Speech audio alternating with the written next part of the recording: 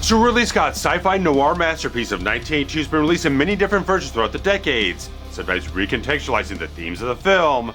So I figured let's go ahead and sort out and dissect all the changes and differences throughout the numerous versions of Blade Runner.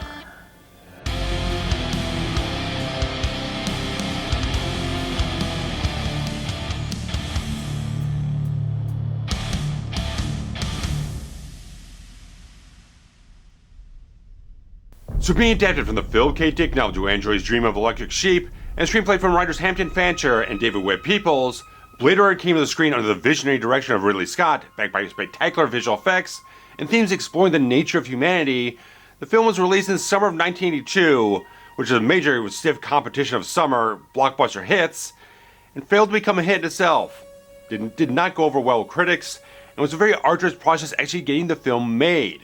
It got to a certain point where the film actually went over budget, where the point where financiers Buddy Yorkin and Jerry Perenchio actually had to pull rank and pretty much take control of the entire production here, which ended up with a lot of things change on the entire thing, which didn't align with Ridley Scott's original vision for the entire film, such as the addition of voiceover narration from Rick Deckard, the titular Blade Runner in the entire film, portrayed by Harrison Ford, which was used to kind of more pin down a lot of elements that kind of test screening audiences found a little bit vague, a little bit hard to understand, so they kind of added this whole thing in there to be much more explanatory about certain aspects of the entire world of Blade Runner and certain things in the plot to really kind of give a little bit more clarity to certain things.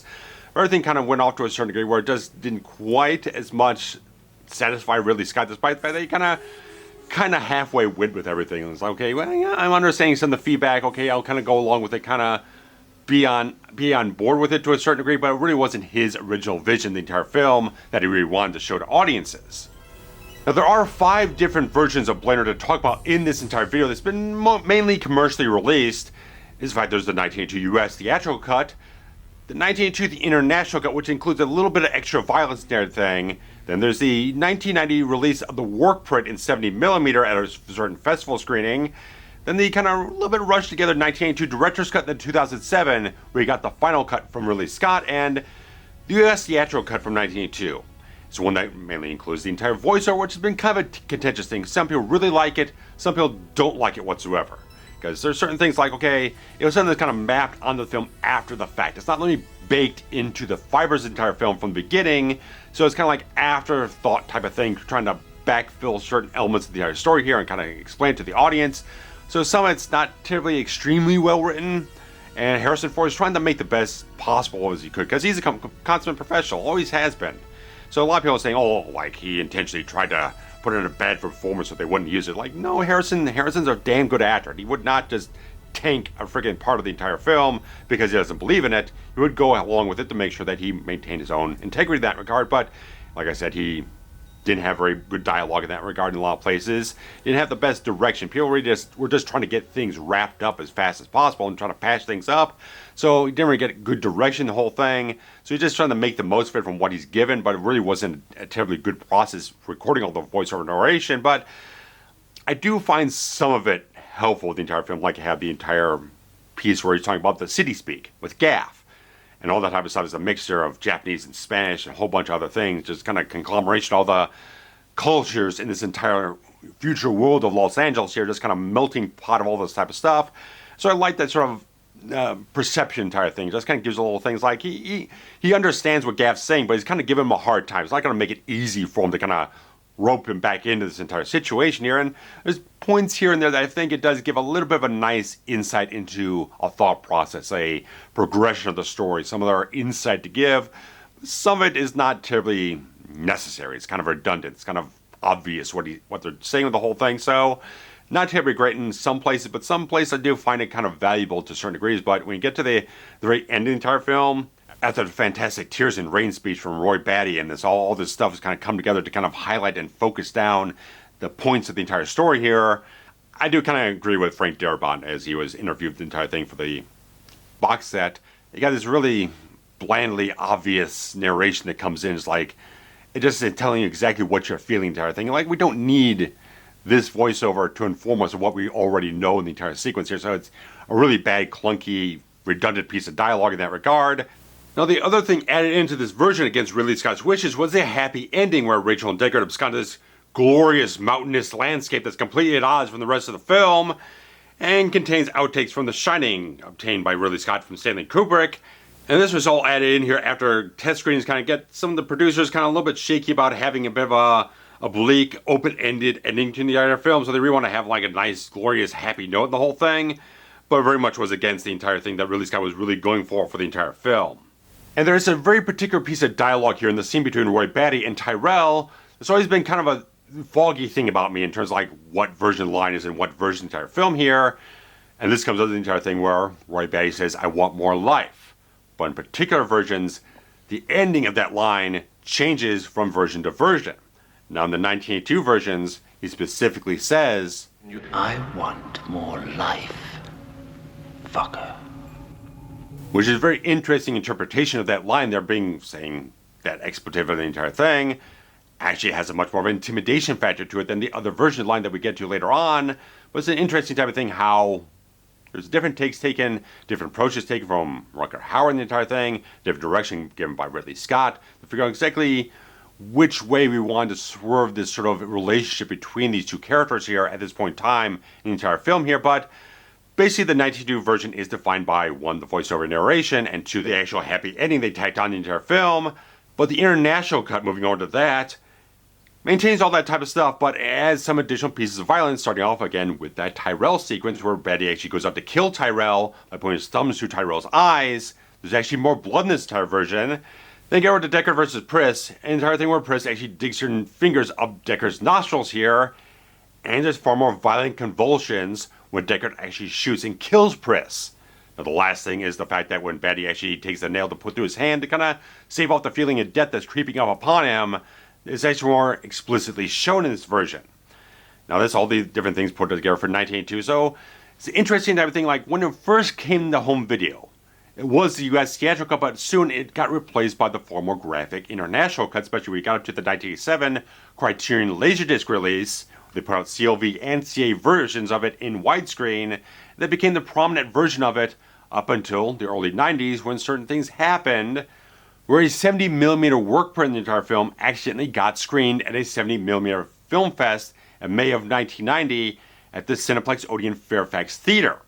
Now the fact was, this was kind of pulled out of the archives, not really knowing exactly what it was. They just thought it was a regular 70mm screening print of what they had back in 92 and nothing else. But it actually turned out to be a work print version of it from test screenings that were put out before they had a final version of the entire film. Now, why there's a 70mm version of a test print, I have no idea. No one has any idea why they would put forth the cost to make a 70mm blow up the entire thing when they're not even putting it out commercially. It's just a test screening. Why would you do that? No one knows why. But in a very interesting type of thing, because the fact is, I point you towards the Filmumentaries podcast from Jamie Benning, where they talk with him, Charles Elazarico, who is a producer on the Final Cut and Dangerous Days documentary entire thing, and a fan called Bruce, who was actually at that screening in 1990, not knowing what the hell they're actually sitting through and watching, because that was the same old version they were going to get, they were been watching for years. They had no predilection whatsoever that this was not the version they were familiar with. It always with this a completely different logo for the LED coming, which is white instead of black. Then there's this different definition for replicant that comes up. Then there's title screens from the trailer that comes up, so there's no actual full opening credits on the whole thing. Then you go into the opening sequence where they're opening up the entire hellscape of the entire Los Angeles in 2019. There's no all-seeing eye. All this stuff is completely missing. There's a couple other shots where they're kind of moving in on the Tyrell Corporation building. They're not present in this whole thing, so there's certain things just like, immediately, it's like, what the hell is this? Where's all this other footage? What's up? Where did this come from? No one had any clue. Everyone apparently in the theater was just like completely aghast. They had no idea what the hell they were watching, just like immediately. What the hell's going on? And things just slightly changed as you go forward, where almost all the Deckard narration is completely absent from this version, aside from a piece at the end, which is an alternate piece of voiceover dialogue. So you're sitting there, it's like everything's completely changed, like something from an alternate universe. It's like, where did this come from? How did this slip into this reality? Where did they dig this thing up from a 70mm print? It's like it's completely out of everyone's freaking minds about what the hell's going on in this entire theater here. It's a rough put together thing.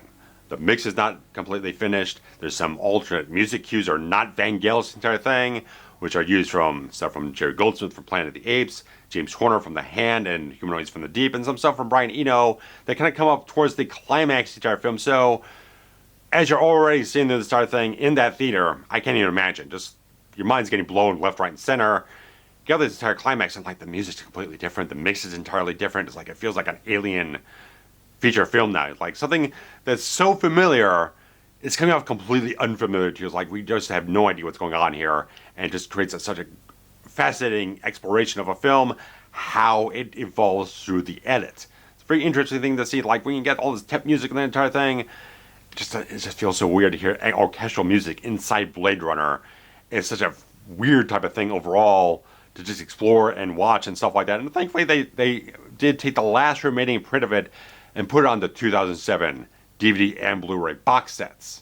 Now there are scenes where there's slightly different editing, some different pieces of coverage here, and there's slight little things that are just kind of being tweaked as they went along the entire thing, and kind of exemplary the entire thing is the scene between Leon and Holden, where after Leon shoots Holden and he gets slammed through the wall, we hold on the shot longer. Where you have the final theatrical version, it's much more of a punching type of thing, and gets shot, slammed in there, and then you cut right out to the cityscape. This one kind of a little less of a punching version of the entire thing. And of course, since you have no voiceover narration, you have a lot more of this sort of police radio chatter going on when you got Gaff flying through the skies and whatnot, with Deckard and the spinner and everything like that. So, slightly different things in the entire audio mix that kind of pop up later on when we get up to the final cut, but all these different things start manifesting to slightly different things that are kind of morphing as they're going through the entire post-production process. You get up to the iWorld sequence between Leon and Roy and Chew and everything, and the tag at the end of the entire thing where Roy actually says, Where would we find this J.F. Sebastian? Is actually cut out of this entire version, so it just ends on choosing J.F. Sebastian, everything like that. So, moving on here is the Abdul Ben Hassan sequence, which was pretty notorious for the fact that all the words are being mouthed by the actors on screen doesn't match the dialogue that's on the audio track here, but the only difference on the Workprint is the fact there's actually just an extra tag of additional footage at the end of the thing. They move into these extra establishing shots for the nightclub and these dancers with these hockey masks on. And the next particular type of thing is when you got Leon attacking Deckard, then Rachel comes in and kills Leon. Well, there's a little bit of footage missing at the end of the entire thing. They kind of cut that entire scene short before you go into the entire scene in Deckard's apartment with Rachel there. And then we get up to the entire thing where, again, this entire line between Roy Batty and Tyrell here, with this is the other version of the entire thing. Roy comes up to Tyrell and actually says, I want more life, Father. Which I find another very interesting implication in the entire thing, because now, with this I want more life Father version of the entire thing, calling him Father instead of fucker, and it's entirely different connotation here. When he's saying Father, it's like telling Tyrell, you are the father of all of us. All the replicants, you gave us life, but you decided to cut that life short. You have a responsibility to us to live up to what you are as a creator, to take care of us, to give us things that we should have. All the type of stuff to provide for us in a certain way, and not snatch things away from us that are so precious to us.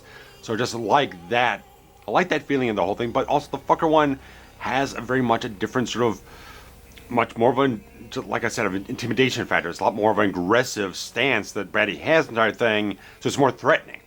So all these different things have very, just one word change, and it changes the entire tone of what you're going forward between the two characters here, so that's present in the Workprint version of the entire film. But moving forward here, talking about the graphic violence content in this version, the fact that Tyrell's death is much more the US theatrical version, less violent. But Pris is actually doing the entire nostril gouging type of thing, which is the international cut, but everything else really much more conforms towards the US theatrical cut moving forward. And as you go into the climax where you have Batty chasing after Deckard, and there's a lot of different pieces of footage here, a lot of different angles, and there's some rearranged and alternate dialogue from Roy Batty. You're not in pain, are you? Are you in pain? So like I said, the music is just so different. It creates such a different atmosphere and vibe. There's almost less stuff going on in the entire sound mix. It feels like sparser to a certain degree. So it's like there's not as many things happening in that regard. So they still haven't figured everything out in the mix at this point in time. And Vangelis is still working on completing this entire score here. So Van Gelson's stuff is present through most of the movie up until about the last 20 or 30 minutes here.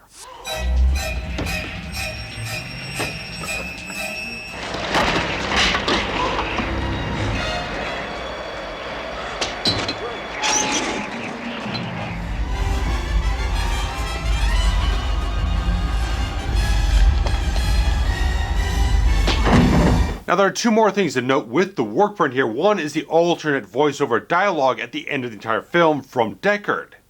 I watched him die all night. It was a long, slow thing, and he fought it all the way. He never whimpered, and he never quit. He took all the time he had as though he loved life very much. Every second of it, even the pain. Then he was dead. Now, this apparently was from an earlier recording session. I kind of agree with Paul Simon, the author, who kind of wrote the book on Blade Runner itself in terms of research. That it does have a certain extra character to it. It's a little bit more of a gritty, almost emotional quality to how Harrison Ford delivered these lines here. It's not perfect. There's certainly could use a little more work on it in that regard, but definitely has something a little bit different in terms of quality than the rest of the voiceover narration we got in the final 1982 release version. And the other thing is the fact that there is no happy ending on the Workprint. Just has Deckard, he walks off in the elevator with Rachel, cuts to black, and that's it. There's no end credits, there's no nothing. It's just that. So it's like real kind of a shocking experience sitting in that theater in 1990, getting all the stuff thrown at you that's just like radically different to such a great degree there. Like I said, 1990, when they put this thing out, it's like it kind of caught fire. And this thing screened at another theater in Los Angeles, another one in San Francisco, and it started picking up a lot of momentum, a lot of press in that regard. You're one of the guys who actually attended the entire screening in the Fairfax Theater, and she wrote a letter to the Los Angeles Times talking about the entire thing, just kind of trying to figure out the etymology of the entire thing. But as people kind of stirring this thing up and thinking this was Ridley Scott's actual director's cut that kind of got leaked out somewhere. But then really kind of came, I was like, well, no, that's not my director's cut, because that's an early test screening version. That's not a complete version. I don't consider that a proper version that I would assign my name onto. And so, in a haste, Warner Bros. Commissioned a director's cut properly in 1992. But the problem was, Ridley's in between two different films. He's finishing up Thelma and Louise and prepping for 1492, The Conquest of Paradise. So he doesn't have time to go sit in an editing bay and kind of work things out with someone for weeks on end. So he just kind of wrote up a couple notes saying, get rid of the voiceover narration, get rid of the happy ending, and add in a particular sequence that was shot during the original production of the entire film, where Ridley really didn't tell anyone exactly what he was shooting it for. A lot of people thought this unicorn sequence was something that was kind of doing like test footage for his next film, Legend, on Blade Runner's tab. Well, that really wasn't the case. It was very much the type of thing that was kind of stirring around the back of his mind, built up from a misconception from an earlier version of the entire script here, because like I said, you have two screenwriters here were Hampton Fancher and David Peoples, but they weren't working together. They're kind of getting the script batted around back and forth between them. Hampton Fancher worked on the entire thing for about 7 months. They kind of pitched it over to Peoples to work on certain things, rewrite that. They would knock it over to Fancher and back over to Peoples, back and forth over. So it was just a conglomeration, amalgamation of their different ideas and different script pages and stuff like that. And there's a particular line, and this was kind of covered from Mark Kermode, British film critic. He actually did in 2000 a documentary called On the Edge of Blade Runner, where he interviewed all the major players, including Hampton Fancher and David Peoples. Now, it wasn't present in the documentary itself, but in one of his Kermode Uncut videos from several years ago, he actually addressed the entire thing, where in the interviews he conducted with the two screenwriters, and apparently there was a line in one of the script drafts that one of them wrote that got misconstrued by the other one, where this entire discussion between Deckard and Rachel, where they're talking about Rachel's end date and incept dates and all the terminations and longevity and stuff like that. And Deckard says this entire line, apparently, where he says, well, what about my end date? Talking kind of spiritual terms, like talking to God, like philosophically, like how long do I have to live? Talking about my maker, all that type of stuff. Apparently the other screenwriter misconstrued that line to believe that Deckard's a replicant. He's an android. He's not human. And so that kind of got swirled around in all these different directions, where everyone kind of implicated everyone else about conceiving the idea when no one actually originally conceived the idea that they thought they did. Everything just had this weird genesis entire production of the entire film here, where the entire thing got out to Ridley Scott, and he thought that was actually a brilliant idea. Wonderful. He's not human. He's an android. And then when it comes up to the director's cut, it much more directly implicates the fact that Deckard is possibly a replicant, because it moves the entire thing with the origami unicorn at the end of the film, left by Gaff at Deckard's apartment, recontextualizing the entire end of the film through Ridley Scott's intentions here. That Deckard is a replicant, that Gaff knows what's inside Deckard's head because they're implants made for a replicant, the same as what Deckard was able to see about Rachel's memories and her implants, all that type of stuff. So all this came around from an entire piece of dialogue that was written one way, perceived a different way, and got wildly branched off in different directions throughout the course of making the entire film here. Very, very interesting type of stuff. And it all comes out the entire thing where I do have a lot of things to say about this. After watching the film about 3 different times, I watched the US Theatrical Cut, I watched the Workprint version, I watched the Final Cut specifically just to see the most directly different version of the entire film, to get the most out of everything and kind of research things and kind of build up my own analysis about different things here. And I kind of gotten to the point of agreeing with Frank Darabont. Like I said, he was interviewed on the entire box set and stuff like that, and actually his perception is that Deckard's not a replicant. He's human. And the entire thing is just the fact that I like looking at the entire film here, seeing that there's this guy who's in a perfect hard-boiled film noir type of way. He's a downtrodden, down on his luck type of guy. He's being dragged back into the service. He doesn't want to be here, doesn't want to be doing what he's doing. And he's kind of oppressed by this entire bleak industrial society that kind of strips away the humanity of everything. But they had the entire story going on about the replicants, specifically Roy Batty here, trying to grasp onto life, trying to finally understanding what it means to be alive, and understanding some sort of humanity they could adopt into themselves and cherish in that regard. So their lives have been opened up to all these things about humanity and all the different things that life can bring them, all the joys that it can give them. Well, Deckard's going to this thing is kind of a puppet of the entire system here. He's being thrown around and being forced around and kind of muscled around by Gaff and Bryant and stuff like that, and oppressed by this entire society here.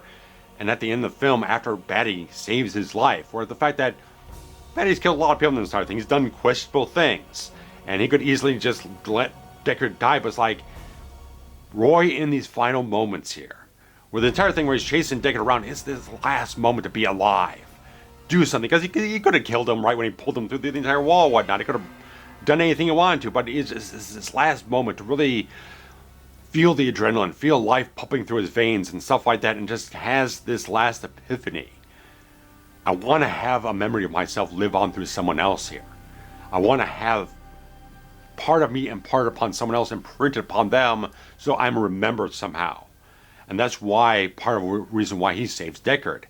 And Deckard's sitting there and seeing this entire thing from Batty, the last moments he has of his life, saying these beautiful words, and all that humanity just washes back inside of Deckard here. All the stuff's been stripped away, worn away, eroded to him, so everything is going on in life.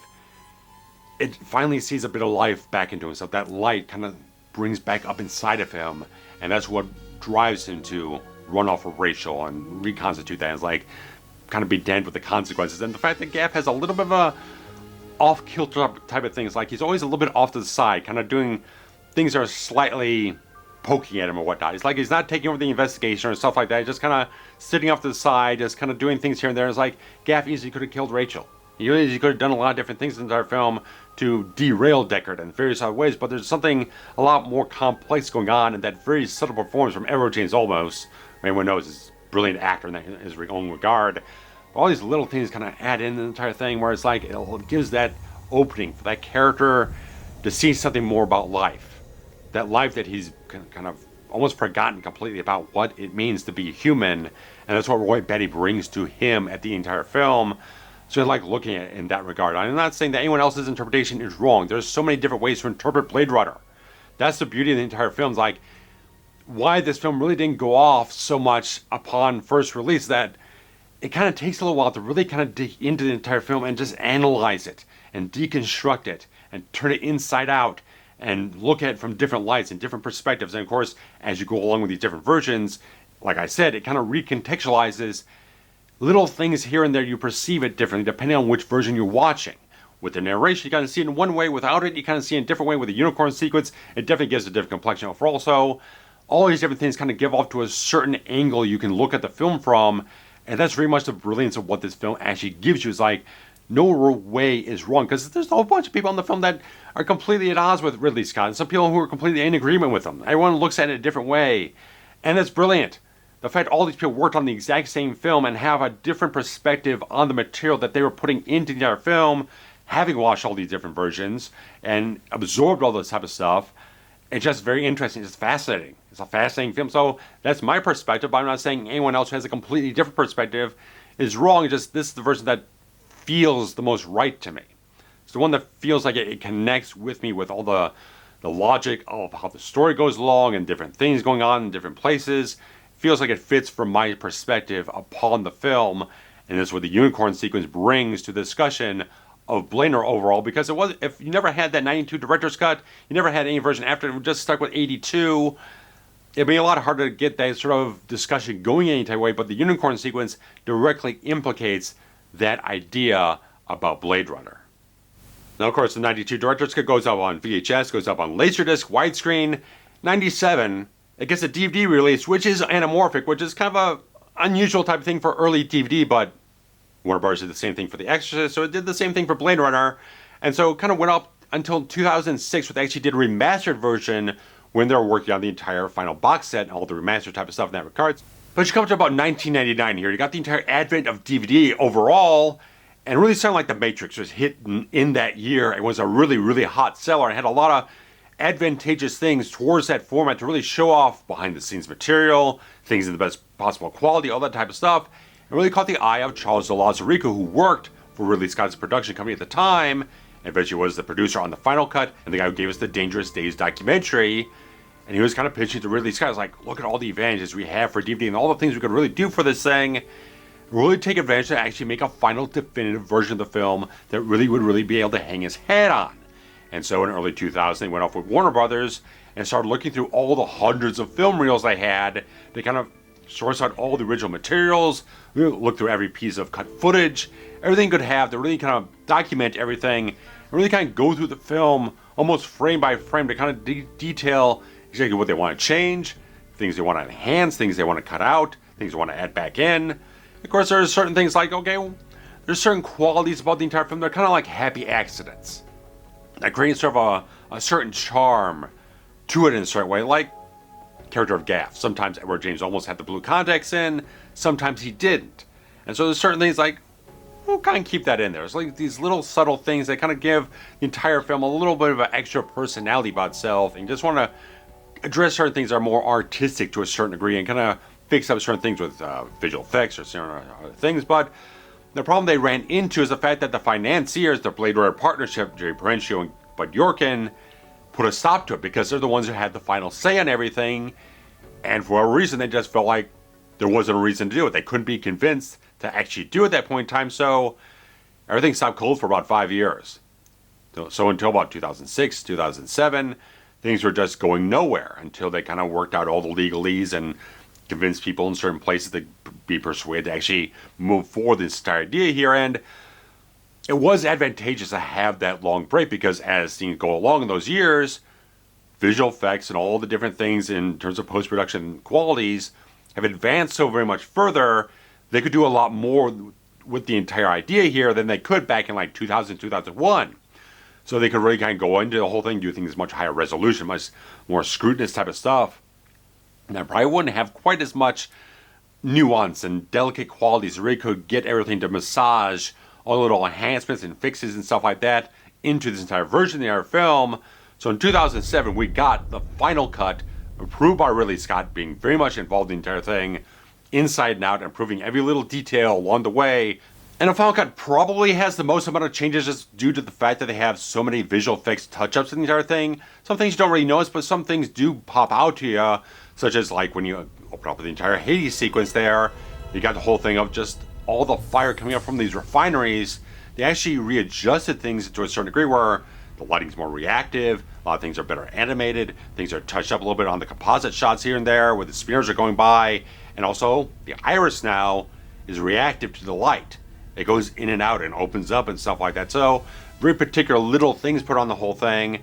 And like I said, there's a lot of shot lengths are kind of extended. Some things are shortened up because now they're kind of slightly compensating for the fact that, again, there's no voiceover here. So, didn't want to have too many long, purposeless shots of things just going on and on. They kind of truncated things a little bit to make it a little bit more direct and didn't have things kind of lingering to that degree.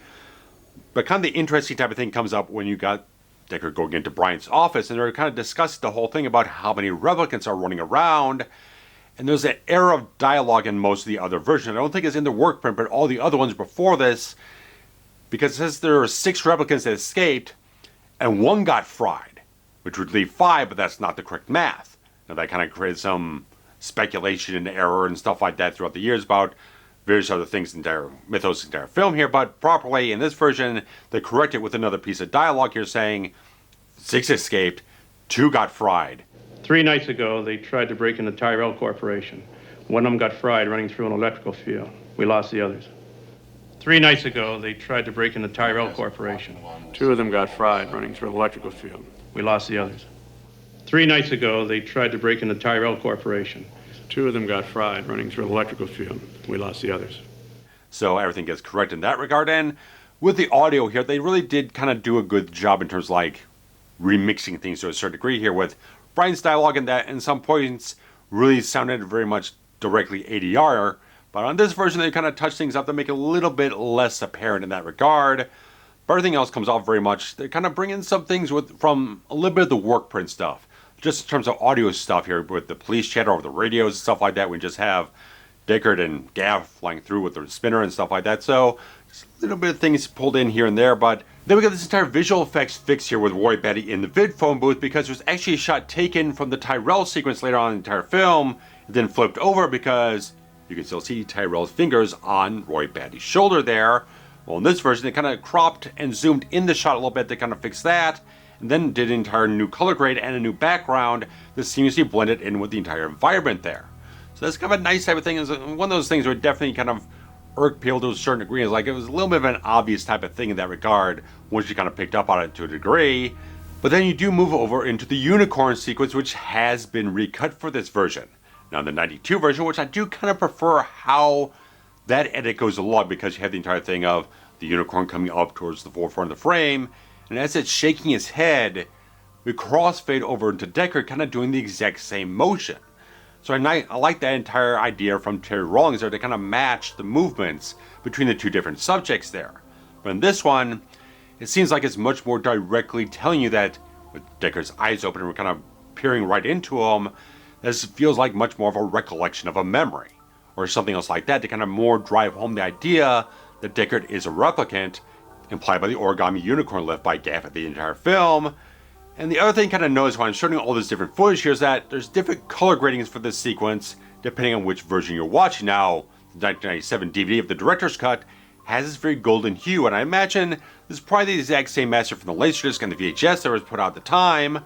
But you get up to the remastered Blu-ray and a remastered DVD in that regard, it's much more of a neutral white type of thing.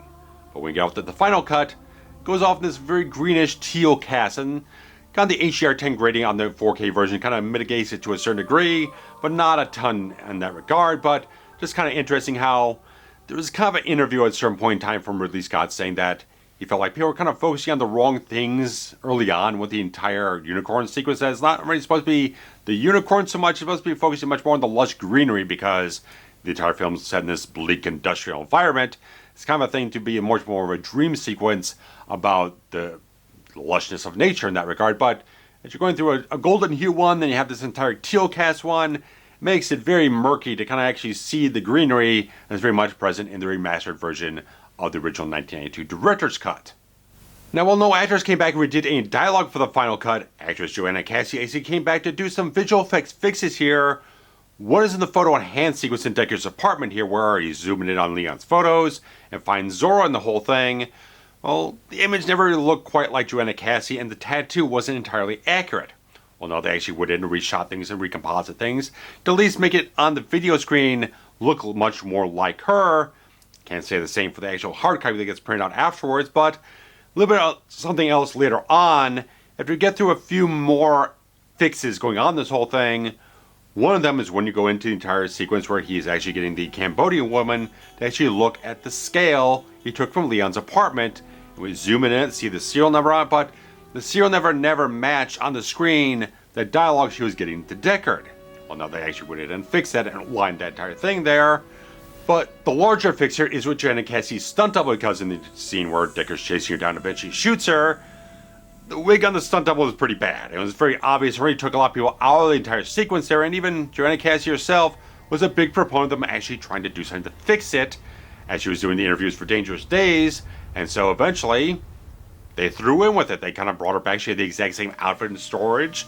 They came in and did all the hair and makeup, got the proper tattoo on her, and just shot her against a green screen, and synced up all her motions to what the actual footage was, and composited everything together, and did a fantastic job. It's so impressively seamless what they did here. And it gave them a little more confidence doing some more ambitious stuff later on down the line. Is the Abdul Ben Hassan sequence where, like I said earlier, what the actors were kind of mouthing in the scene doesn't match up with the actual dialogue, not even close to it. Like when one person's talking on the actual audio track, is the other actor actually talking, so it's all completely out of sync. And so after they did the stuff with Joanna Cassidy, it felt like, yeah, we could probably give this a shot and probably would work. If we can find the proper people to double, like Harrison Ford, it could kind of work. Well, Harrison Ford's probably a little too busy and too big of a star to really kind of come in to do this type of thing. One of the guys on the production actually knew Ben Ford, Harrison Ford's son, who was about the exact same age Harrison was when he was actually shooting the entire film back in 1981, about 40 years old or so, and he was running a restaurant. When the guys knew him, they went down to a restaurant and left a note for him, and he came in and they redid the entire scar on his chin that matches Harrison's, and he went off and just resynced the entire dialogue there and just mapped his mouth onto Harrison's old performance to make sure everything fit all together there with the actual dialogue in the scene. So completely seamlessly put together and corrected, and that's just impressive. So again, if they did this thing back in like 2000, 2001, I don't think they would have had the ability to do all this stuff as well as they did. They might have tried it. It didn't quite work so well, or maybe came off maybe a little bit off to a certain degree. By this point, they're mastering things in 6K or 8K resolutions with Sony Imageworks, Illusion Arts, the Orphanage Incorporated, Lola Visual Effects, just doing a fantastic job this entire film. Then after the Abdul Ben Hassan scene, you got the restored shots of the exterior of the nightclub and the dancers with the mask on from the Workprint. But moving forward here, you have a continuity fix. Because if you go back to the original deleted scenes after Zora's death, the sequence of events is this. After Zora's been killed, Digger sees Rachel in the crowd, goes after her, but then encounters Leon, have the fight, and then Rachel actually kills Leon, and then he takes her off to the entire thing where he's going to grab the bottle of liquor, then encounters Gaff and Bryant. Well, in all the release versions, they kind of resequence this thing very seamlessly in that regard. Fantastic work on the whole thing. But because now, when Deckard goes up to the bar for the liquor, he's got all these scars on his face from the fight with Leon that now hasn't happened yet in the edit they've decided on. So digitally they went in and cleared up all the little things on Harrison Ford's face to make sure that those scars and those wounds aren't present before the fight happens. And then after this, you got the entire thing with the fucker versus father line. And for this version, Ridley Scott decided to go with the father line. I want more life, Father. Very interesting time to step us off, because for a lot of people, if they hadn't been in the theater to see the Workprint on those very few occasions back in 1990, you're just really kind of settled in mostly to the fucker line, aside from maybe a TV edit somewhere here or there. They kind of censored and used a different take. But most people be kind of settled into the I want more life fucker. Well, Ridley Scott decided to change the connotation, like I said earlier. And so there's very much a debate on that type of thing, which one kind of hits people in the better way, what the implication of the line really should be in that setting there. And then going forward, you've got the restored graphic violence from the international cut. And then the final thing here is the fact that after you get everything, fantastic climax, tears and rain, all these different things, there's the one particular shot of when Batty lets go of the dove and it flies up in the sky. The shot of the sky really just didn't match anything. Not the time of day, not the architecture, not the mood, anything like that. And it was one of those main things that Charles Lazzarico was very much kind of pushing for, is like, really should just fix this one particular thing, because it's such a great, fantastic moment that just gets a little bit shifted off its axis, having this shot that doesn't quite line up with everything else in the scene there. So it was very telling type of thing. Like, they really wanted to maintain the same sort of geometry in the shot. That creates something too different in that regard. So still maintain all the outlines, all the different buildings and the rooftops and stuff like that, and just add something else on top of it that matched everything else in the entire scene there. So wonderful type of work they did in that regard. And of course, the very last thing is the fact that, again, the happy ending is completely excised from the final cut of the entire film here. And it creates a very interesting experience. Just like, one, the 4K version looks spectacular. I know people have had some issues with the Dolby Atmos mix, saying it's not quite as pure of a recreation of the original mixes and stuff like that. Apparently the one that's on, the mixes that are on the archival version of the Blu-ray are not quite as dynamic as they used to be on other releases, apparently, because they're just kind of normalizing to kind of use it as a seamlessly branching version, so things aren't too dissimilar in that regard. And so I'm apparently like on the Laserdisc or something, or a thing like that, probably had a little bit more dynamic range to a certain degree, kind of work off of certain things in that regard. But the final cut does look fantastic. I mean, watching the 4K, just it's appealing. It's stunning. Fantastic work on that regard. Like I said, with the resolution they're working with, to just get all the visual effects on the utmost quality they possibly could. The entire thing was mastered finally in 4K resolution, and so they did an amazing job in that regard to restore this film to a certain degree and do all these enhancements and do these little fixes here and there and still keep a certain personality about some other elements in the entire film that didn't feel like really needed any touch-up. So it's really kind of cool. They kind of paid out the wires on the spinners and various little telltale signs, but some other things, just little nuances they felt like we could kind of grace over that type of stuff and just kind of leave it as it is and just maintain that little sense of character throughout the entire quality of the production there. But just all these interesting things to explore to such degrees. But like I said, the voiceover gives me a little bit of something, but like I said, when looking at like the final cut or something else like that, just that Vangelis music, it just has so much of a uniqueness to the entire tapestry, the deep embedded fibers, what this film just is so lush with overall. Just like there's no other score exactly like what he did for that film, adding in the saxophones and the sexy, seductive type of stuff, and just the oral sensibilities overall, and just the dark, ominous stuff. Just like fantastic, amazing score. Just like it's one of the absolute classics of cinema. And so just have much more of that focus, that kind of enveloping sensibility when you have not the voiceover kind of intruding on things so much. So it's like there's not one particular version that I feel is my absolute favorite. Probably just ones I kind of gravitate towards depending on what my mood is at a certain point in time, what I want to feel from the entire film, what I want to get out of it, how I want to experience it in a certain way. So I think that's pretty much true for a lot of different people. Because like I said, with my perspective on the Deckard is a replicant or not, kind of would lean more towards the actual theatrical cut versus the director's cut or the final cut, but really can't go on with the happy ending thing. It just doesn't sit right with me. If you had everything but down there, I'd really like it completely. All these little things are a little bit here and there. It's like there's just a modicum of certain things that just don't quite work as much for me, because if I go to a final cut, then I've got the unicorn sequence to deal with and trying to rationalize that towards my entire perspective of the entire film there. So ebbs and flows and things here and there, just like they're not entirely 100% exactly what I like overall. But I definitely like to hear what you guys feel about which version kind of hits you the best, which one you feel is the most definitive one, which one aligns with your perspectives on the entire film. And so that's very much a thing to kind of explore down in the comments below, and also hit the likes and subscribes and stuff like that. If you haven't already, that definitely helps the entire channel grow and reach more people overall. There's always, if you can, contribute something every month to the Patreon or through Super Thanks feature on YouTube itself. But guys, I'd definitely like to hear exactly what you feel about all the numerous versions of Blade Runner and how they can affect you and how you really got introduced to Blade Runner. Which one was the first one you saw that kind of influenced how you saw all the other versions going forward beyond that point. So very much like to hear that. And so guys, thanks so much. Take care. Bye-bye.